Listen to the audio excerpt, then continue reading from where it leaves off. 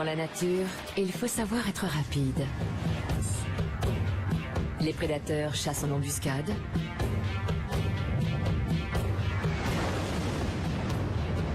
Et attaquent par surprise.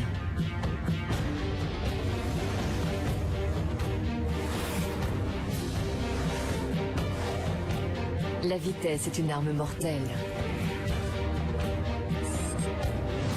L'observation des images au ralenti et l'analyse de l'anatomie des animaux révèlent leurs étonnantes techniques de chasse. Les immenses plaines de la savane sont un terrain de chasse idéal.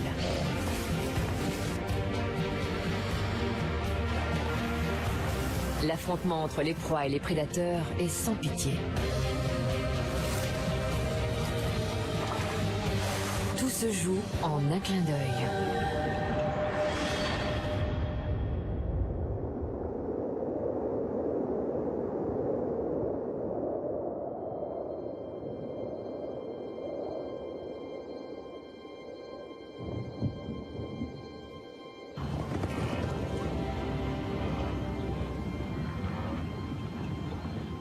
Les troupeaux envahissent la savane. Leur arrivée est dictée par les conditions météorologiques.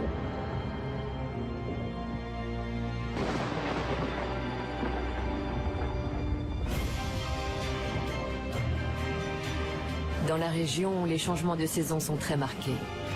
Ils donnent lieu à une grande démonstration de force et de vitesse. Il y a les prédateurs habituels et les invités surprises.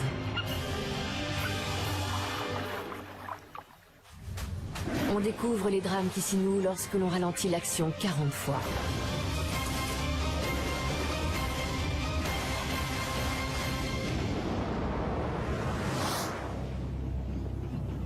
Trois mois par an, le sol volcanique du Serengeti accueille un immense banquet.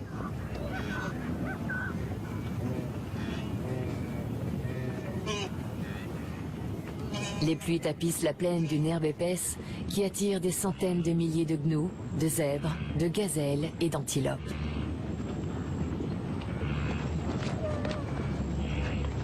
Pour les prédateurs, c'est une invitation irrésistible.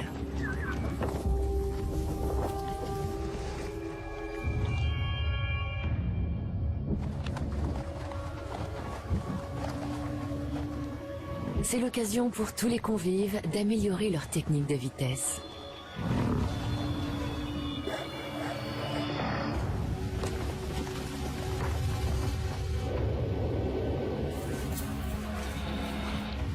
Plus les prédateurs sont rapides, plus les proies doivent l'être pour leur échapper.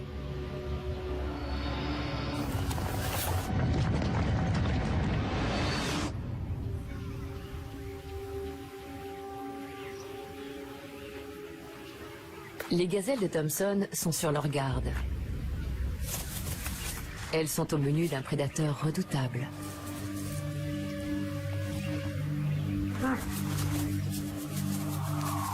Leurs yeux peuvent voir à presque 180 degrés. Elles doivent se nourrir tout en surveillant les environs.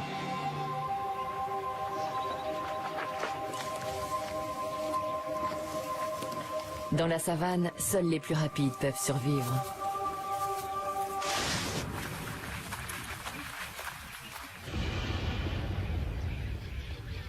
Les gazelles sont d'excellentes sprinteuses.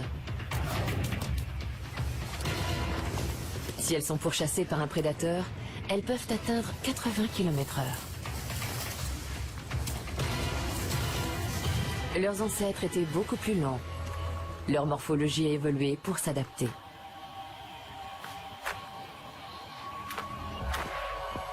Elles ont une arme secrète. Leurs sabots sont des ongles modifiés qui permettent aux os de leurs pieds de ne pas toucher le sol. Les gazelles courent donc sur leurs sabots. L'os du pied s'est allongé et redressé pour s'intégrer au reste de la patte.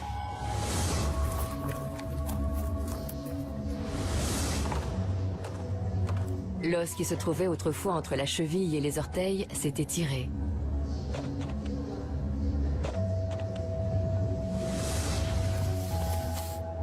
Avec des pattes plus longues, la gazelle fait de plus grandes foulées. Celles de l'arrière sont toujours un peu pliées pour pouvoir bondir à tout instant en cas de danger.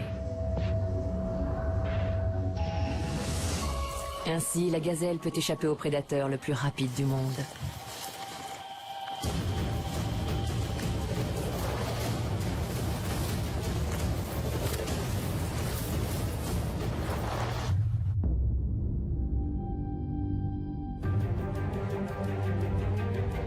Le guépard est le champion incontesté de la vitesse depuis 10 millions d'années.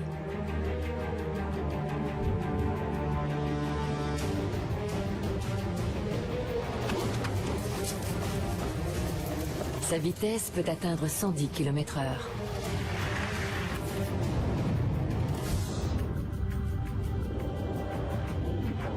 Son pouvoir d'accélération est le plus impressionnant. Au démarrage, il distance la plupart des voitures de sport.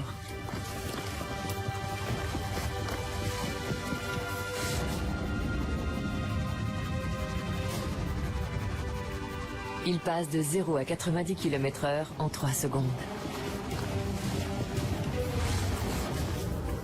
Ses atouts sont une silhouette aérodynamique et un squelette léger. Comme il ne pèse en moyenne qu'une cinquantaine de kilos, ses muscles n'ont pas apporté beaucoup de poids et peuvent se consacrer à son accélération. Sa petite tête, sa cage thoracique plate et ses pattes fines minimisent la résistance de l'air. Sa morphologie l'aide à se maintenir à sa vitesse maximale. Le guépard a une colonne vertébrale très souple, ainsi que des hanches qui pivotent et des omoplates qui ne sont pas attachées à ses clavicules. Grâce à ces adaptations, ses pattes peuvent s'étendre loin vers l'avant et l'arrière et se rapprocher beaucoup plus quand il les replie sous son corps, ce qui lui donne une foulée de grande amplitude.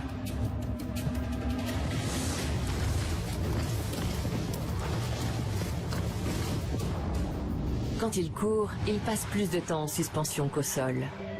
Il peut faire 4 foulées par seconde.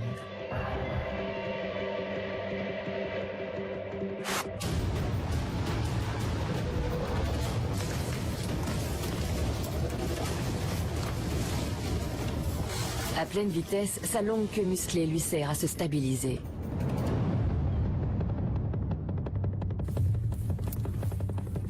L'extrémité de ses pattes est aussi faite pour la course. Contrairement aux autres félins, il a des coussinets durs et plats. Ses griffes ne se rétractent pas. Elles s'agrippent au sol, comme les crampons des chaussures d'athlétisme. Ces modifications lui assurent une meilleure adhérence.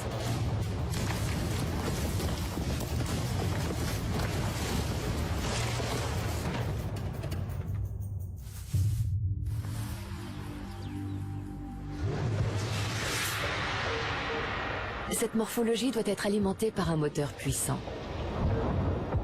Ses larges narines font entrer beaucoup d'air dans ses poumons. Il fait jusqu'à 150 respirations par minute et son cœur volumineux envoie le sang oxygéné vers ses muscles.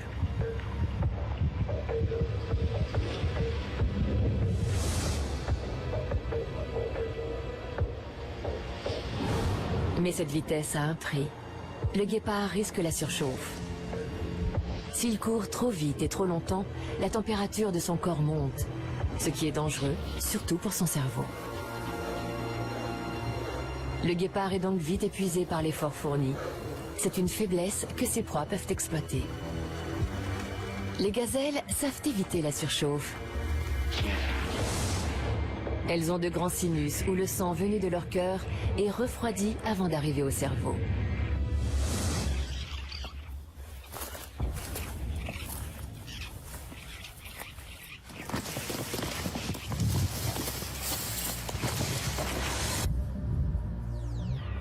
Un guépard doit arrêter de courir quand son corps atteint 40,5 degrés. Mais la gazelle peut maintenir son cerveau à la bonne température, même quand son corps est plus chaud.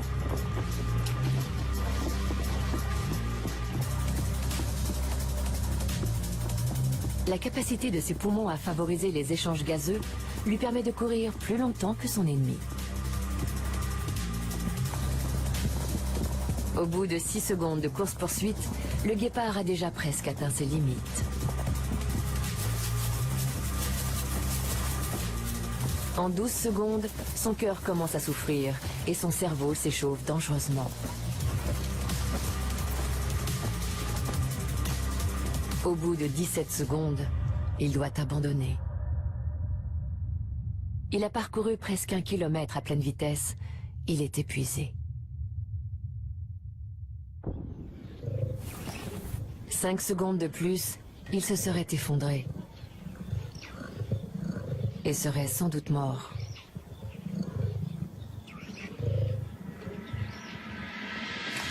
Il faut donc savoir quand donner l'assaut.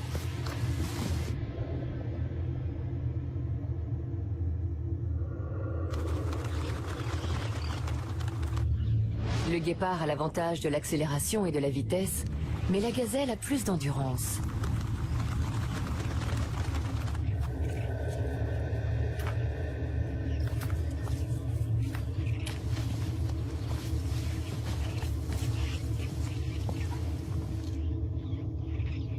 Le prédateur doit donc prendre le dessus dès le départ.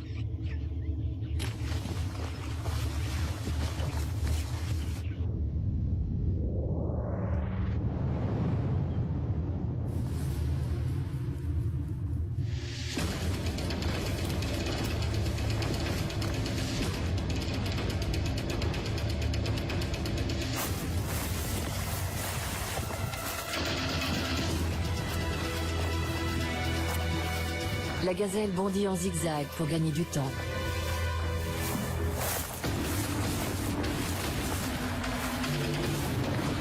C'est la phase finale.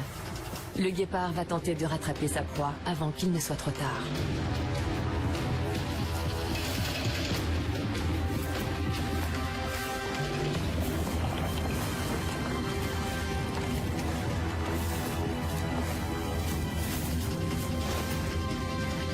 Dès qu'elle fait un faux mouvement et diminue son rythme, la gazelle est perdue.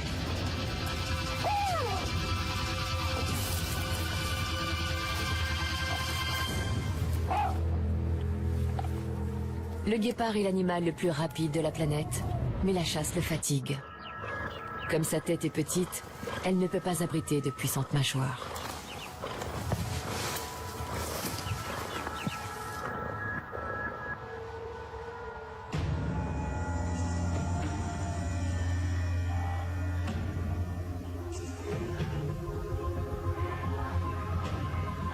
Dans le Serengeti, la saison d'abondance ne dure que quelques semaines. Ensuite, les orages s'éloignent.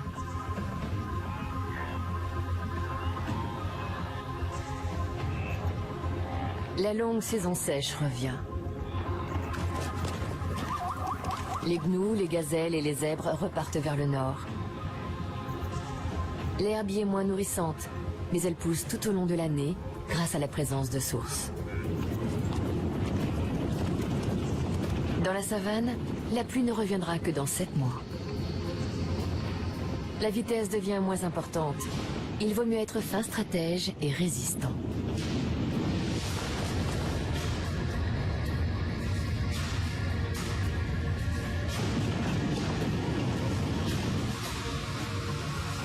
Le festin des prédateurs s'éloigne. La plaine est soudain plus calme.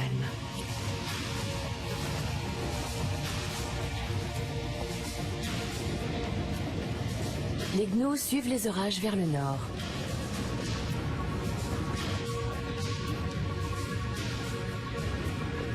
Pour survivre à la saison sèche, il faut migrer, malgré les obstacles qui se dressent sur la route.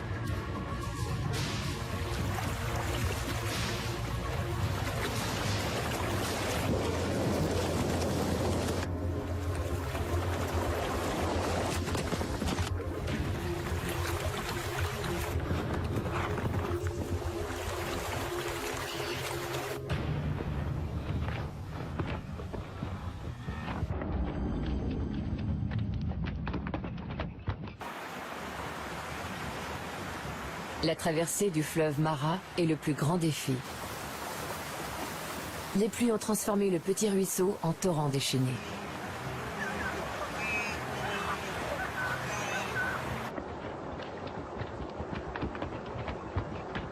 Les rives ont été creusées par l'eau au fil du temps. Les gnous s'arrêtent net. Ils savent ce qui se cache sous la surface de l'eau.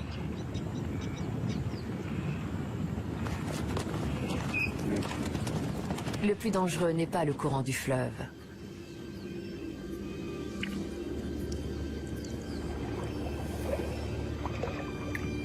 Les crocodiles du Nil attendent qu'ils se risquent à traverser.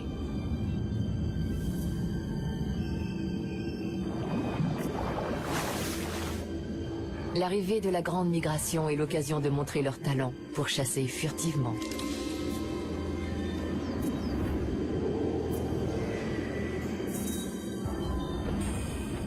En quelques jours, 1,5 million de gnous traversent la région.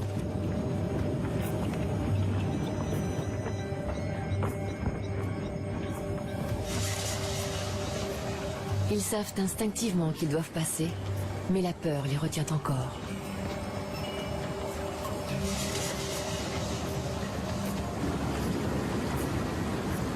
Le troupeau se presse au bord de l'eau.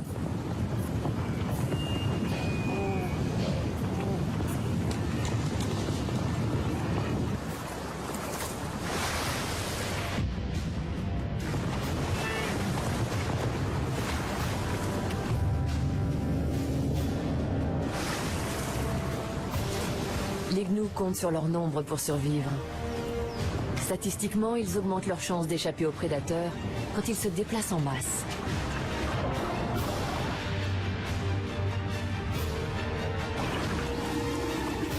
Ils se précipitent, bien qu'ils ne soient pas très agiles dans l'eau.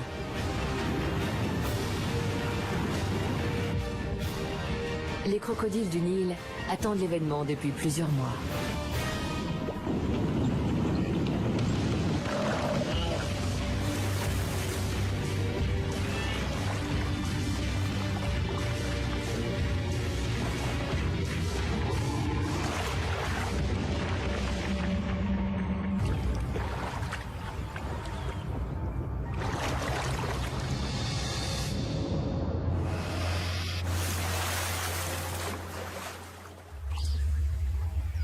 Sous l'eau, les crocodiles ne voient pas bien.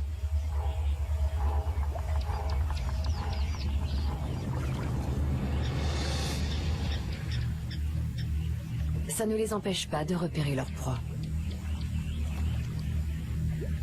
Des organes sensoriels le long de leur mâchoire détectent les vibrations.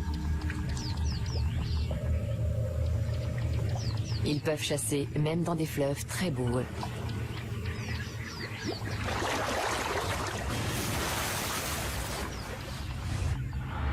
Ils tendent leurs embuscades depuis le fond de l'eau.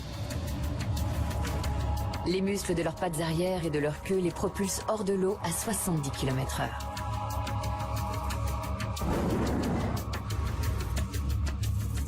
Mais ils doivent être tout prêts pour atteindre leur cible. Leurs yeux, leurs oreilles et leurs narines sont sur le dessus de leur tête pour pouvoir surveiller les environs et respirer tout en se cachant dans l'eau, même quand elle est peu profonde.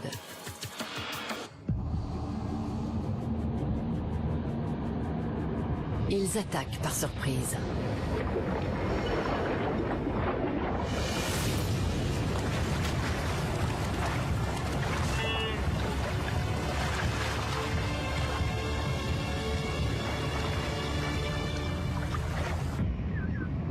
Bien souvent, dans le fleuve Mara, les crocodiles n'ont qu'à se servir.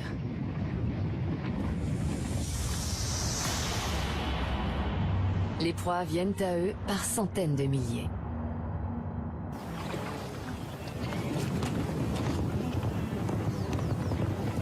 Les gnous pénètrent dans une zone à risque.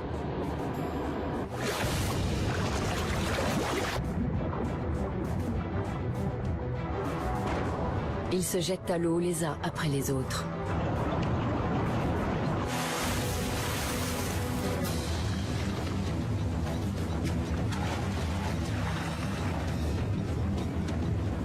La panique s'empare du troupeau, attaqué par des prédateurs invisibles.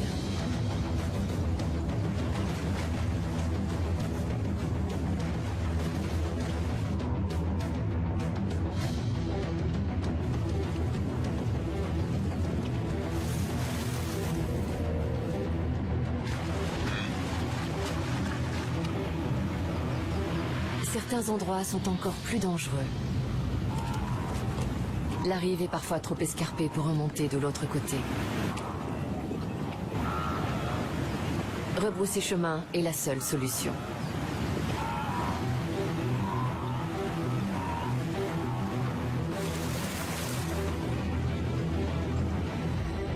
Les vagues de gnous se succèdent pendant des semaines et les crocodiles en profitent.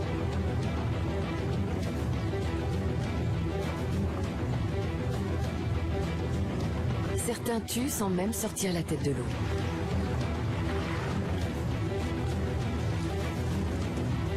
Finalement, le flot de proie semble se tarir.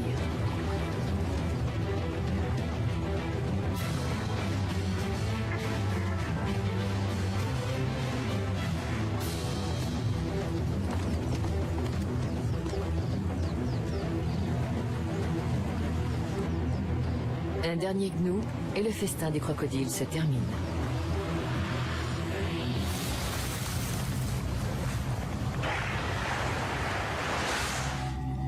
Les reptiles ne sont pas les seuls chasseurs du fleuve à utiliser la vitesse. Là où le courant est plus calme, ou dans les petits lacs, le bec en ciseaux a une technique moins violente mais très efficace. Son bec est unique en son genre. La mandibule en bas est plus longue que le maxillaire. Le bec est aussi très fin. Plat comme des ciseaux, il est conçu pour fendre l'eau à grande vitesse.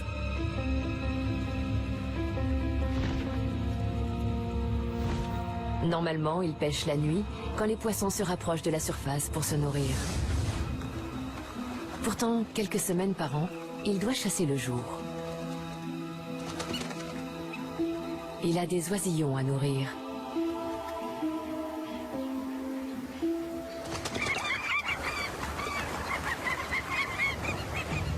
Ses longues ailes pointues sont parfaites pour voler à basse altitude à 60 km/h.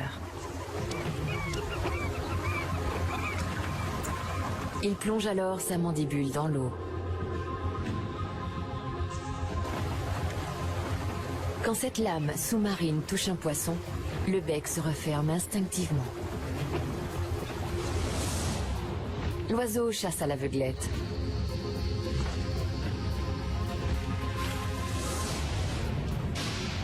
Le poisson est pris en cisaille par le côté. Tout se passe très vite.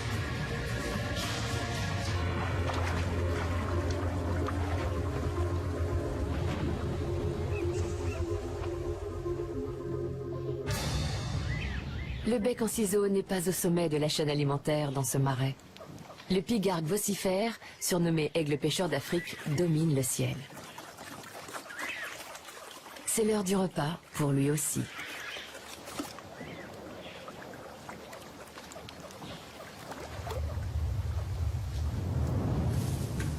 Il lance une attaque à 75 km/h.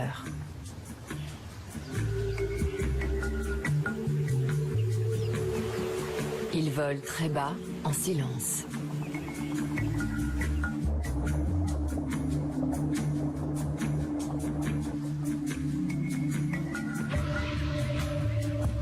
Il approche dissimulé par les papyrus.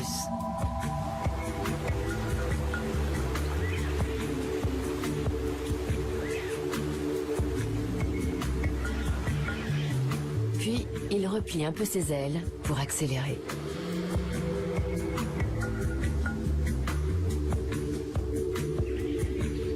Quand les poissons l'aperçoivent, c'est déjà trop tard.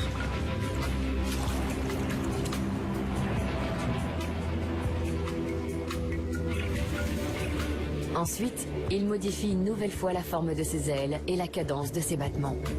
La vitesse ne l'intéresse plus. Il doit désormais reprendre de l'altitude en portant une charge.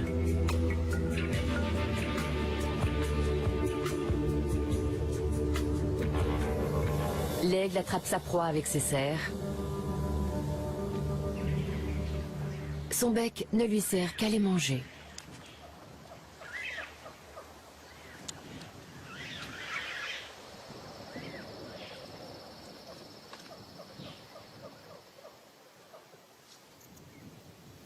Les saisons ont passé et les gnous se préparent à reprendre la route. Ils vont bientôt quitter le nord pour rejoindre les plaines verdoyantes du Serengeti. Bientôt, la nouvelle génération sera là. Il est temps de partir vers le sud. Les gnous sont constamment observés par des yeux affamés.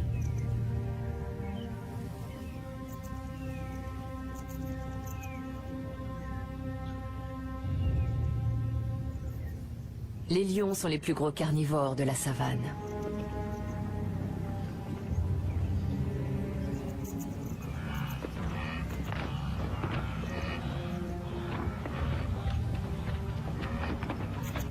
Ils sont massifs, mais leur vitesse peut atteindre 80 km/h. Ils commencent à approcher discrètement.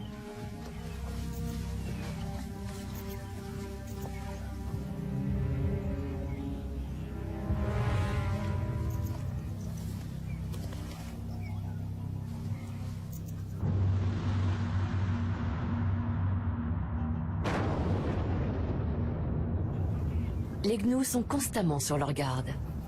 En cas de danger, ils préviennent le reste du troupeau.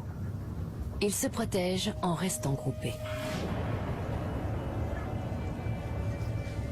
Ceux qui s'éloignent du troupeau sont des cibles faciles.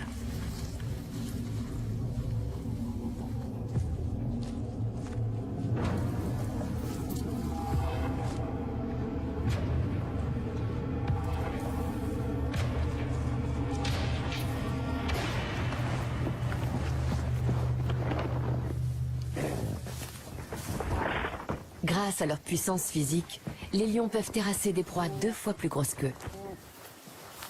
Cette lionne mord le gnou à la gorge en serrant jusqu'à ce qu'il cesse de bouger. Il meurt asphyxié.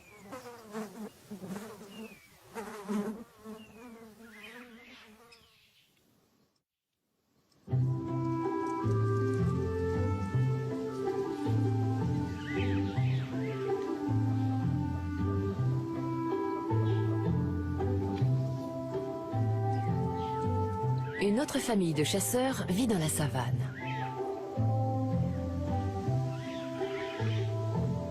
Au lever du soleil, une troupe de suricates sort de son terrier pour se nourrir.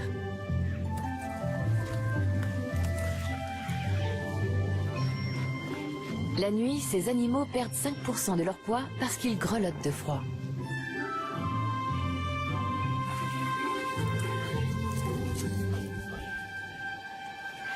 Ils cherchent à manger en groupe. Mais contrairement aux félins, ils ne partagent pas leurs repas. Ils surveillent constamment leurs arrières, car ils ont de nombreux prédateurs dans la plaine. Ils courent à 30 km/h, ce qui est beaucoup pour un animal de leur taille. Le suricate le mieux nourri du groupe monte la garde pour les autres.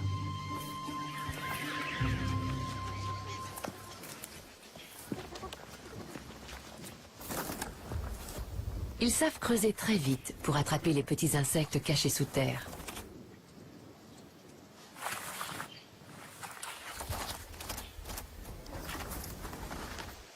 Leurs griffes avant sont acérées et recourbées et dégagent 10 pelletées par seconde. Ils ont une paupière supplémentaire transparente appelée membrane nictitante qui protège leurs yeux des projections.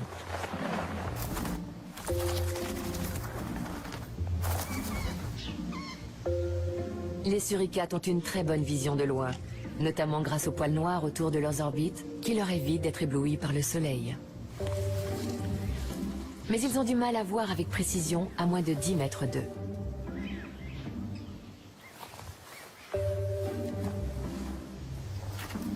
Ils se fient surtout à leur odorat. Mais c'est parfois dangereux d'y aller la truffe la première.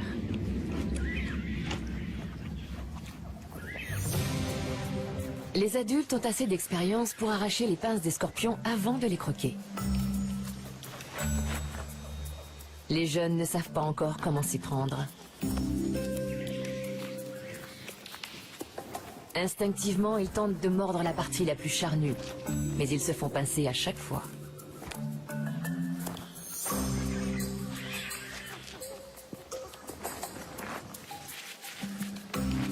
Les suricates ne sont pas immunisés contre le venin de tous les scorpions, et certains sont mortels. Celui-ci ne peut pas tuer, mais il vise les yeux de ses assaillants avec sa queue.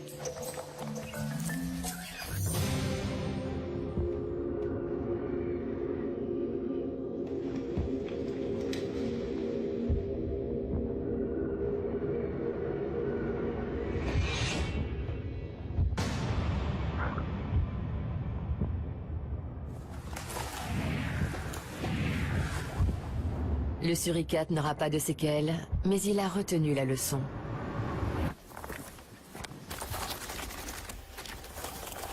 Quand le danger vient d'en haut, tous les suricates s'enfuient.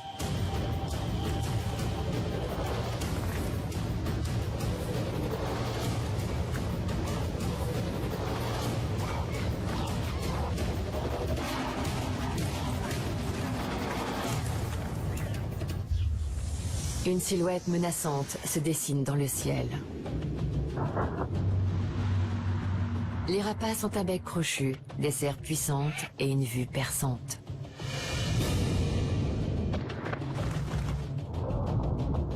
Ces oiseaux de proie font des ravages dans la savane.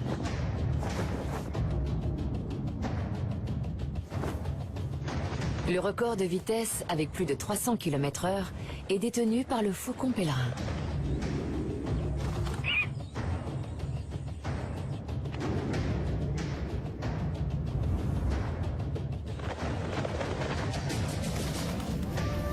À basse altitude, les rapaces font preuve d'une grande agilité et peuvent manœuvrer plus rapidement que les avions de combat.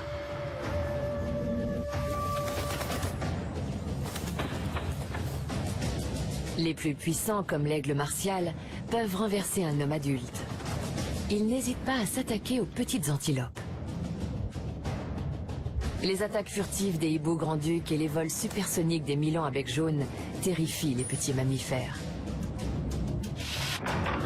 Ils ont des muscles oculaires conçus pour faire le point rapidement et une rétine à haute résolution. Leur bec a le bout recourbé et des arêtes tranchantes, ce qui les distingue des autres oiseaux. Leur arme de chasse n'est pas leur bec, mais leur serre.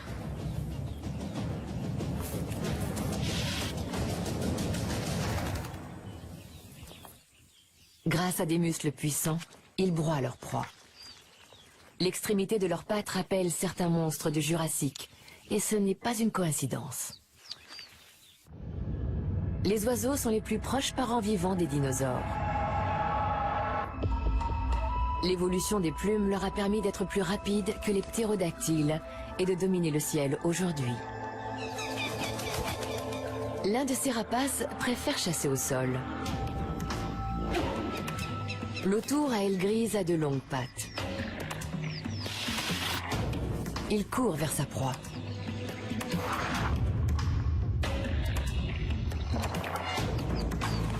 Il a une griffe plus longue sur le deuxième doigt qui rappelle les serres recourbées des vélociraptors, de petits dinosaures à plumes. Il détecte les moindres mouvements et utilise très peu leurs ailes. Grâce à leurs plus grandes plumes, appelées rémiges, ils peuvent planer lentement tout en surveillant les environs.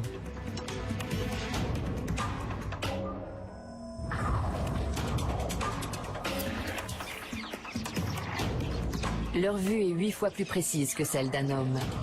Même les insectes bien camouflés se trahissent dès qu'ils bougent.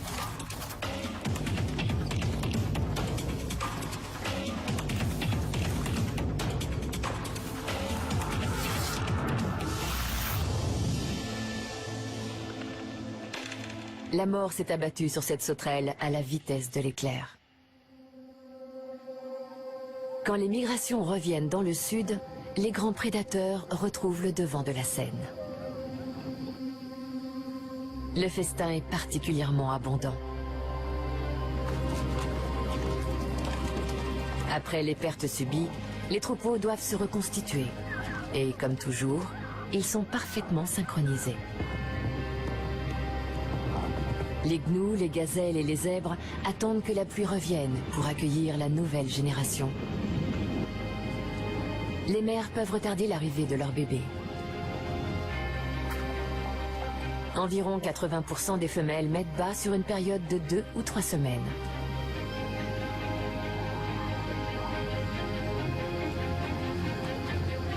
Les plaines ressemblent bientôt à une immense pouponnière. Pour certains, c'est un spectacle très appétissant. Grâce à ces naissances simultanées, les petits optimisent leurs chances de survie. Ils sont trop nombreux pour que les prédateurs les mangent tous. Les petits restent près des adultes. Les jeunes gazelles tentent de se cacher dans l'herbe. À peine ont-ils vu le jour que les nouveau-nés doivent savoir courir.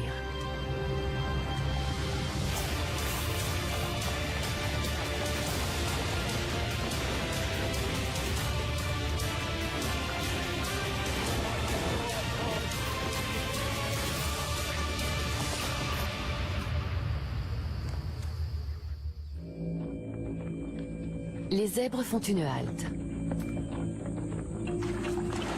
Ils ont repéré un point d'eau. C'est un endroit dangereux, surtout en cette période. Les mères doivent protéger leurs petits. Elles savent que les prédateurs sont partout, prêts à profiter de la moindre faiblesse.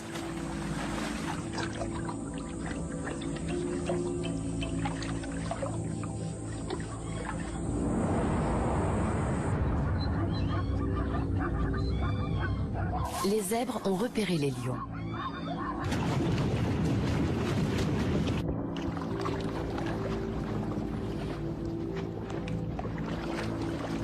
Pour déjouer une attaque, le groupe crée une situation de chaos.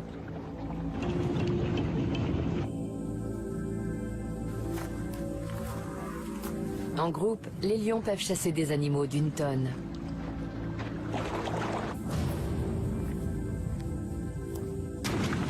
Mais s'attaquer à un jeune est toujours plus facile.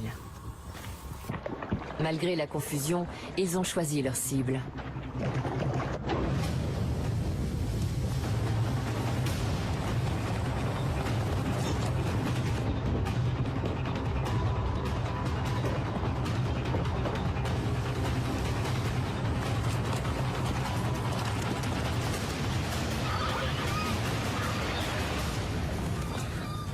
Comme toujours, c'est une lionne qui chasse.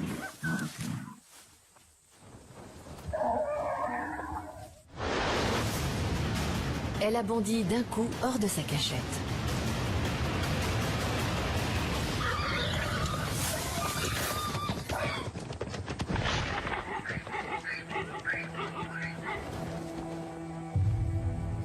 Le reste de la troupe a poussé le jeune zèbre dans un guet-apens. Les lions ont travaillé en équipe, soudés et déterminés.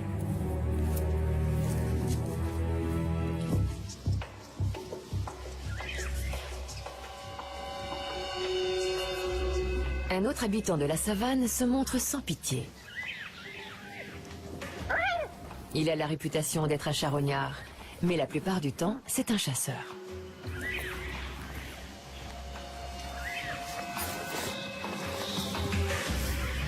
Les hyènes arpentent la plaine sans se cacher pour jauger leur proie.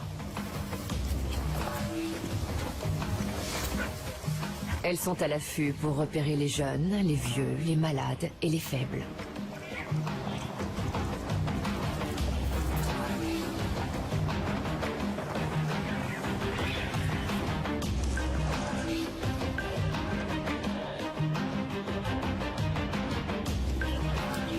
La hyène tachetée est faite pour les courses-poursuites, mais très différemment des guépards et des lions. Elle peut atteindre 60 km/h à pleine vitesse, mais son principal atout est son endurance.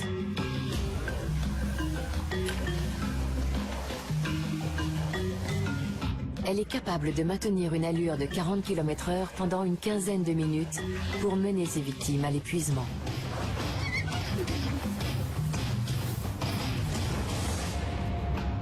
Elle a un cou puissant et des pattes avant très développées, caractéristique de sa silhouette menaçante si reconnaissable. Grâce à ses muscles, elle peut fournir des efforts prolongés et a une mâchoire redoutable. Sa morsure exerce une force de 360 kg, soit plus que celle d'un lion ou d'un tigre. Ça lui permet de broyer les os de sa proie, même les plus gros. Son système digestif peut dissoudre les os et les dents en quelques heures. Il n'y a que les poils qu'elle ne peut pas digérer.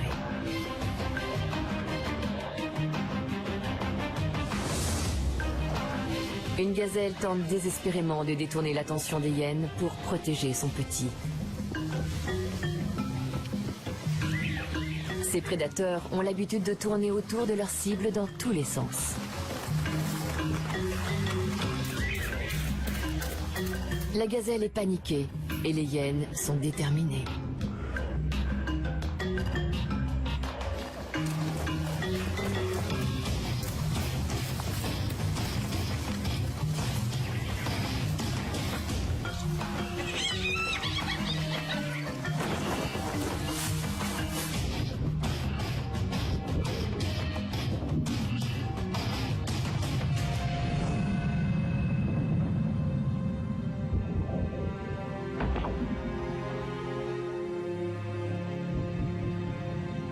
Dès qu'elle donne l'assaut, l'issue pour le petit est fatale.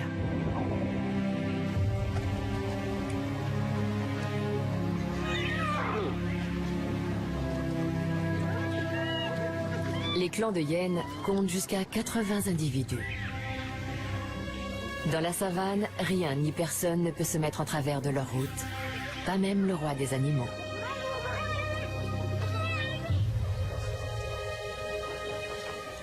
Les prédateurs ne se disputent pas les proies. Il y en a assez pour tout le monde.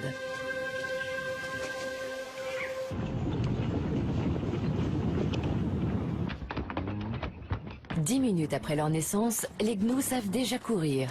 Et en quelques jours, ils sont assez rapides pour suivre les adultes.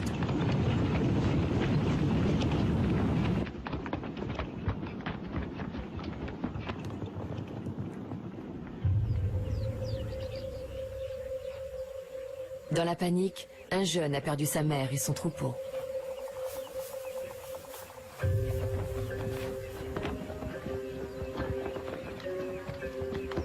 Son instinct lui dicte de suivre les animaux plus gros.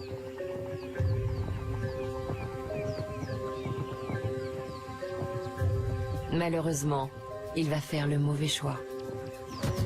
Pour les lions, c'est une véritable aubaine.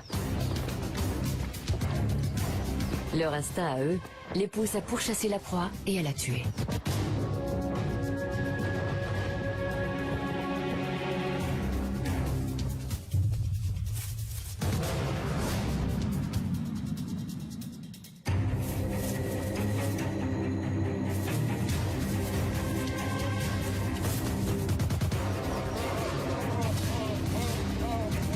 Ce sont des jeunes qui commencent par jouer avec le petit gnou, parce qu'ils n'ont pas faim ou parce qu'ils ont encore besoin d'apprendre à chasser.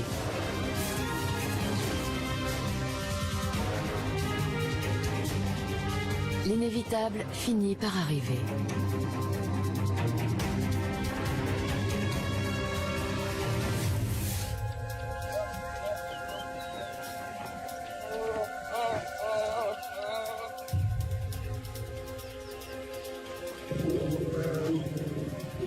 Même en période d'abondance, impossible de résister à un repas aussi facile.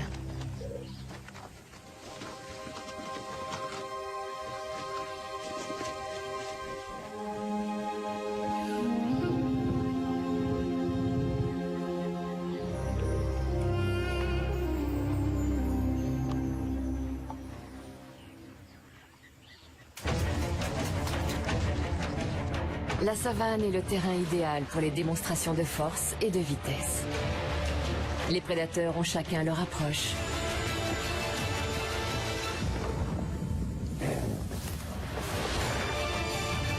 Embuscade, brutalité, travail d'équipe, endurance. De tous les tueurs de la savane, le plus impressionnant est le guépard. Parfois, il s'allie à d'autres pour chasser en groupe. Le voir courir à 110 km/h est un spectacle fascinant.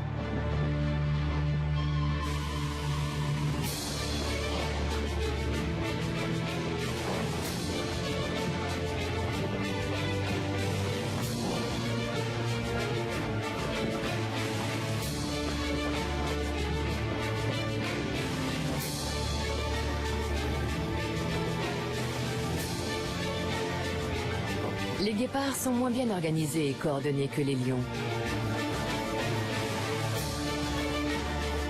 Comme ils sont légers, ils peuvent parfois manquer de force de frappe.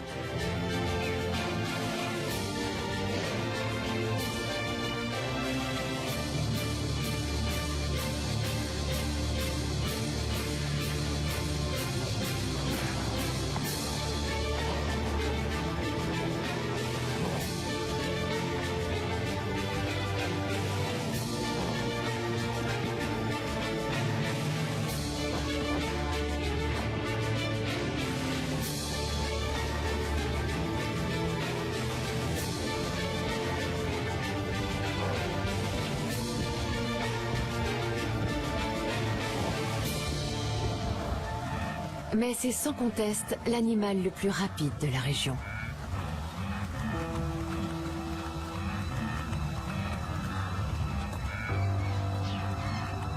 C'est un grand combattant sur ce champ de bataille où la vitesse est un atout décisif et mortel.